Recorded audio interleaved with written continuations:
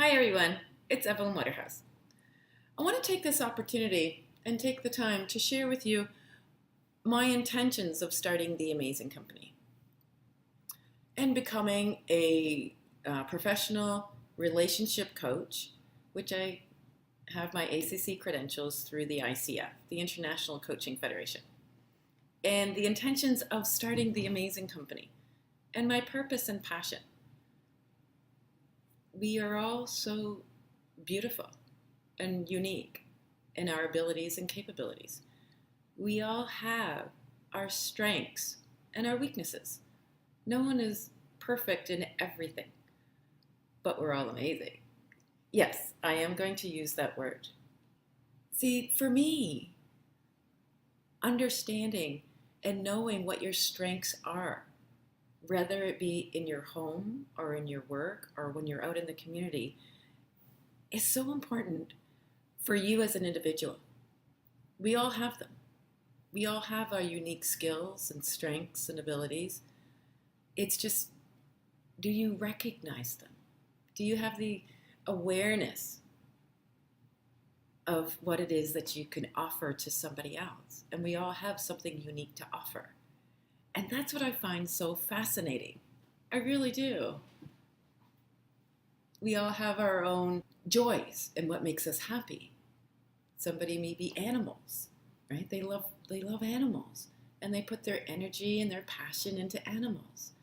Some have a passion for music, and they put all of their energy and time and what makes them happy, right? It brings a smile to their eyes, is what they love.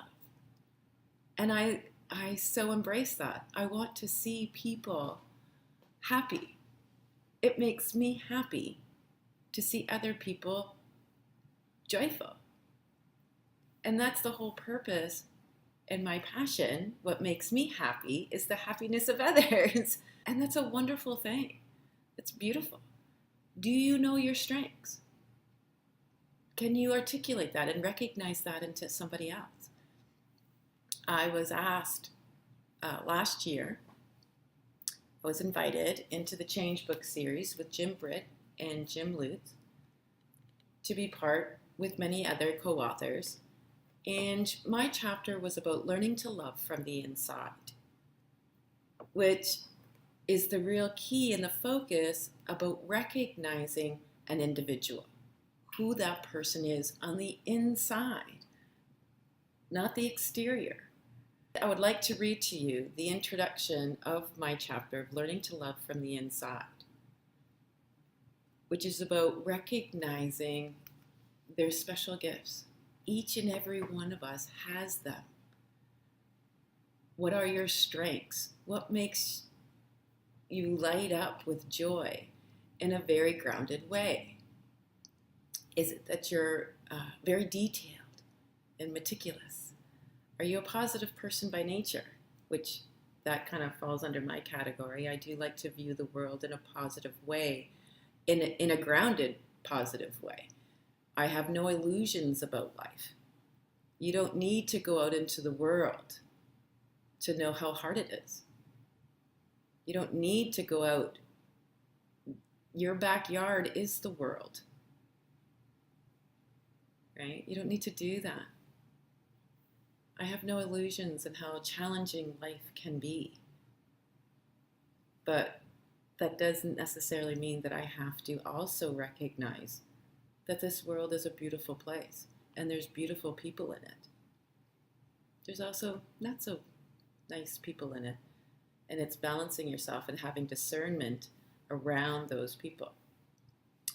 So I'm going to read to you. I'm going to take the time and just want to read to you the introduction into the chapter that I wrote in Learning to Love from the Inside.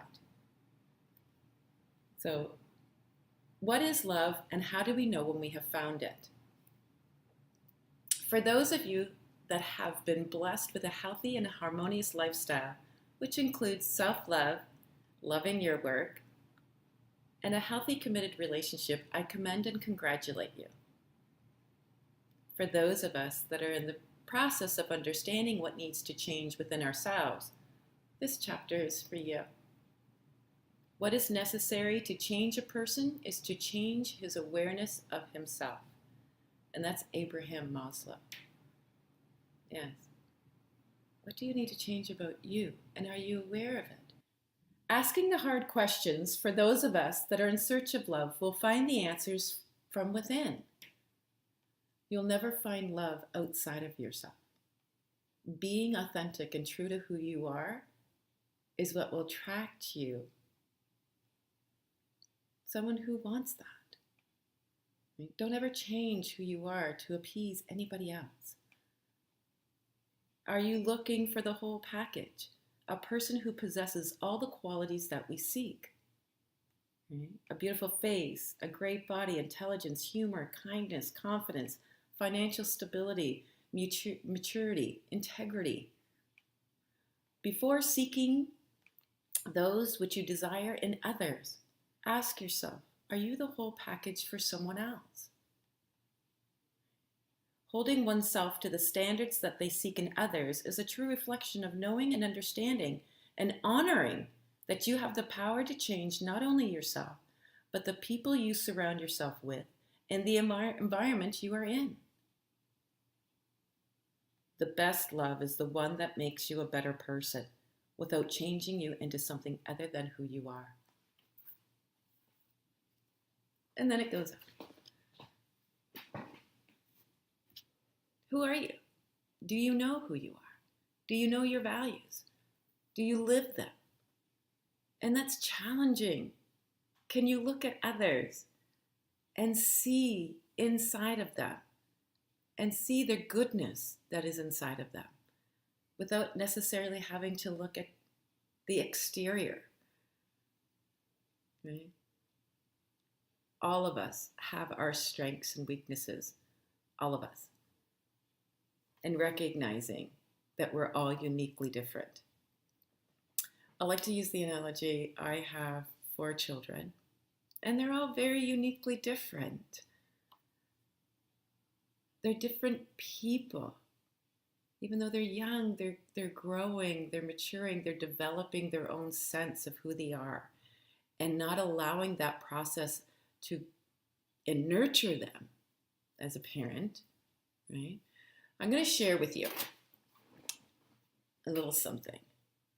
Recognizing and loving someone from within is honoring them, right? Don't take away someone's joy and happiness and their passion.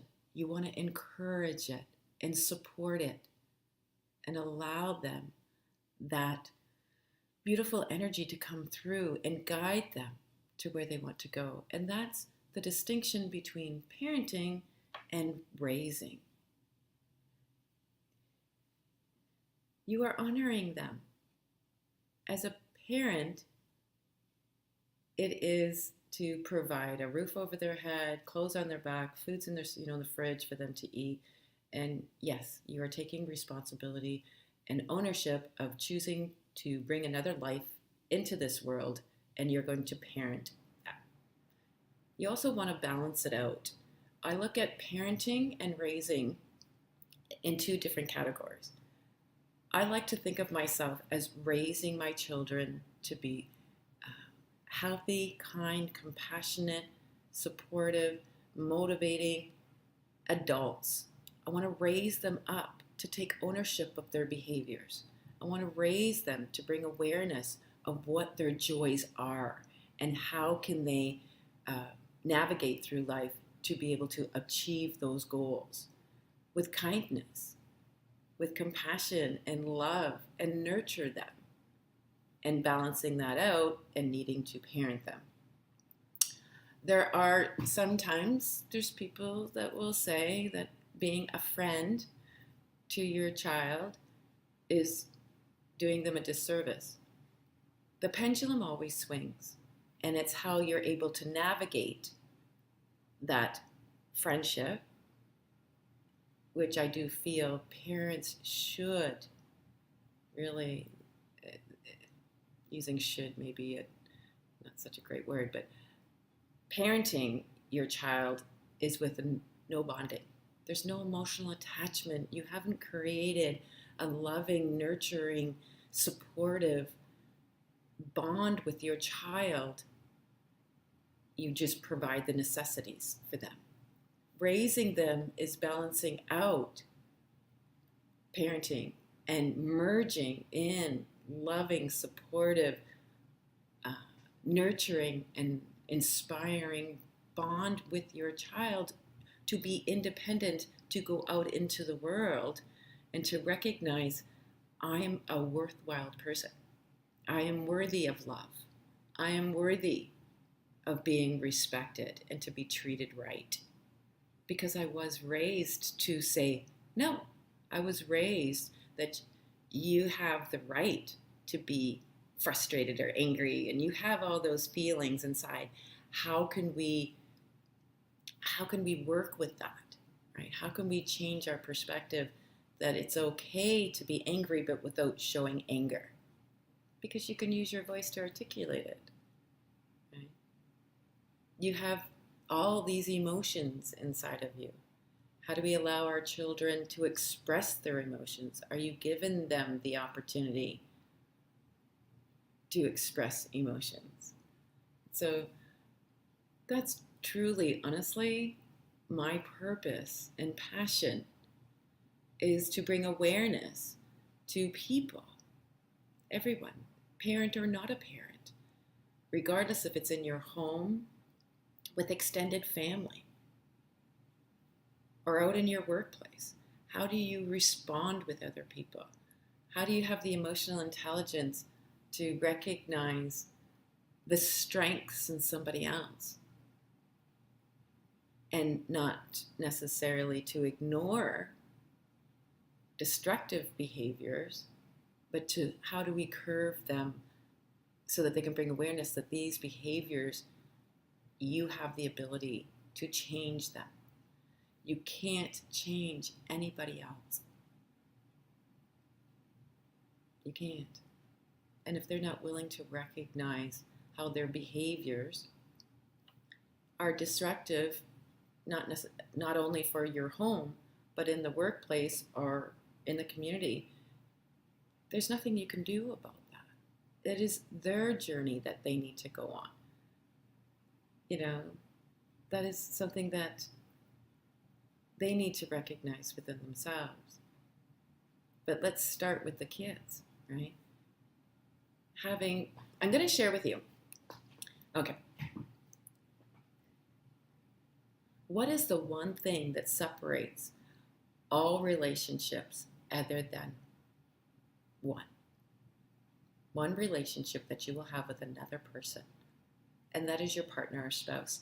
That relationship distinguishes you from all other relationships, and there's only one factor that it distinguishes it from. Right? So it doesn't really matter if your relationship with your child, with your parent, with your brother, sister, aunt, uncle, all of those relationships are all grouped together. Your relationships with coworkers, your relationships with the mailman, the teachers, all of those are kind of universal. There's only one relationship that you're ever going to have that distinguishes. There's only one factor. It should be only one person. And your significant other, your partner, your spouse, there's one thing that separates you from all other relationships with your partner is intimacy. And yes, I am going to say the S word. Sex, intimacy.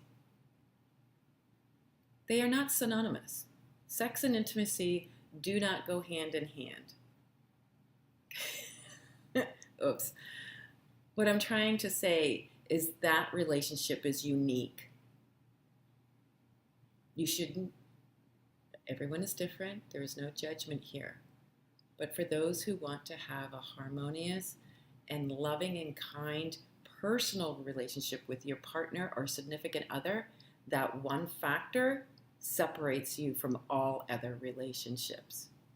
And having a loving and supportive and nurturing and really trust is so key in that one relationship. And it's not about trust of infidelity. It's about trusting. I trust you to love me for who I am. I'm trusting you to allow me the privilege. It's a privilege to have a physical relationship with your partner. It's not a right. It's a privilege. Okay? And who you are as a person, loving you from the inside, is what sustains that love and that ability to be vulnerable. So that's one aspect of a physical relationship, distinguishes it from all other relationships. So whenever I'm speaking about healthy relationships, I will make a distinction between partners and significant others, or your committed relationships, and all other relationships, because it is separate. There is nothing more vulnerable for a man or a woman than the physical aspect of leaving yourself vulnerable to intimacy and sex and making love. It totally, completely changes the game for everybody. So with that in mind, when I'm speaking with healthy relationships with your children or coworkers or extended family and friends, it's about nurturing them. It's about recognizing their strengths and weaknesses and focusing on those without taking away from unhealthy behaviors or destructive behaviors that we want to bring awareness. This is not how we behave. And you want to set the example. So do you want to parent your children, or do you want to raise your children? That is the distinction between the two. Love people from the inside. Recognize the goodness and the kindness of others. Recognize that there is no right or wrong. It is just a journey or growth of where you are. And see the goodness in people. And also, if you would like a copy of the Change book to read the chapter, and with numerous other co-authors, I have a book for you. I have one for you. Learn to love from the inside. Recognize the kindness of others without losing sight that we all have something that's not quite so desirable. We all have, issues that we can work on. Recognize the strengths. Well, I hope you enjoyed that part, that little segment. And if you did, please share with others. Everything tastes better when you share. Hit like and share. And be amazing. Be amazing, not only for yourself, but recognize the strengths in others. And if you don't really know what they are, do you know your strengths? Do a strength assessment. I'll be glad to do one with you so that you can focus on those and really own your strengths. And then maybe you can work on your weaknesses. In my next post, I will share with you and be vulnerable one of my weaknesses that I've really struggled to work on without ignoring my strengths, which is my positivity in a very grounded way. Okay, peace, everybody. Peace. And have an amazing day.